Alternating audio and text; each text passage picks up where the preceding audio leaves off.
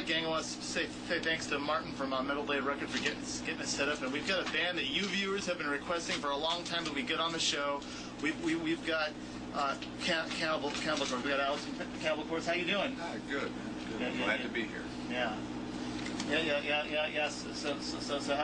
how's it been going? The Bay Area's always been kind of a special place for you guys, hasn't it? Yeah, no, it's a lot of fun to come up here. We haven't actually been able to play in San Francisco since 1998. I mean, we've played San Jose a couple times, but it's been a while since we've gotten to play right into San Fran, so it's good to be here.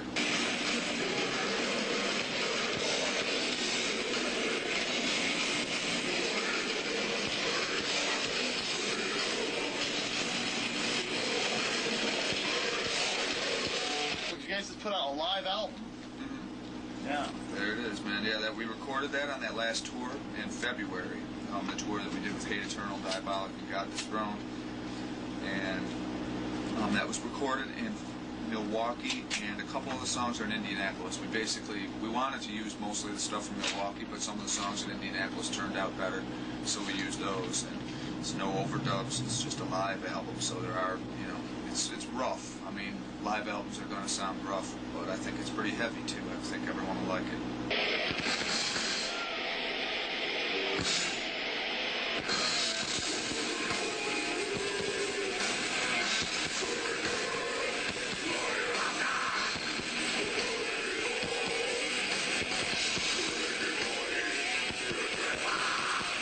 What do you think is probably the most twisted, goriest lyrics you guys have ever written for a song? I mean, it's hard to pick. I mean, some of these titles, Yeah, well, probably, like, the song Dismembered and Molested is pretty intense off of the last album, and then a lot of the stuff Chris did is really gross, I mean, it's all stuff that we find disgusting. That's why we write about it, Obviously, we're not, we don't try and promote violence. We just think it's a great thing to sing about, like it's something. I think you can sing about something in a band without necessarily identifying with it. Maybe, I mean, not, I can't identify with a serial killer who goes out and rapes goes out and rapes and kills people. Yeah. I just, that's not, I find it strange, and that's why it's something interesting to write about, but I can't identify with that person. I think it's sick.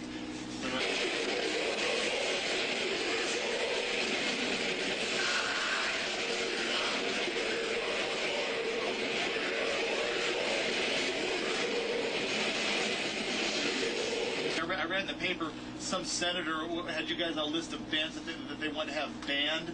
Yeah, I mean, there's definitely, some people out there that don't get it, they don't understand where we're coming from. I think when people make a movie that features a lot of gore in it, for example, I don't know, like 8mm, that movie, about the snuff films or whatever, there's a lot of violence in that that's touching on a really disgusting subject. If we wrote a song about it, people would think that we thought snuff flicks were cool. Right. But a guy makes a movie about it, and they understand that he doesn't like it. Right. You know what I mean? So that's where the misunderstanding is. It's like, hey, if we wrote about snuff flicks, which, we would not be above writing about something like that, it would not be something where we would be trying to glorify that. It's just something sick to write about.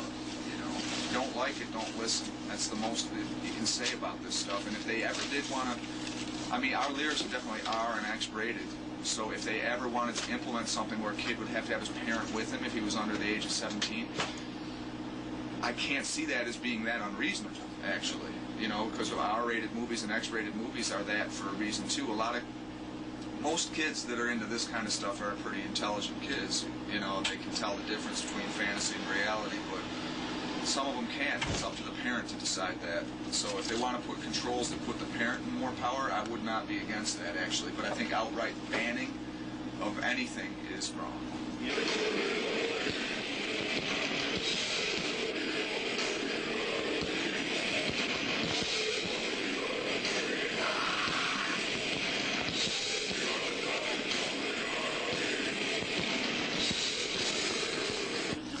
Really great talking to you and getting you guys on the show finally. Any final comments you want to make? Just, thanks to everybody who supports us and supports death metal. We really appreciate it. I mean, we've had this long killer career, and, thank you all very much for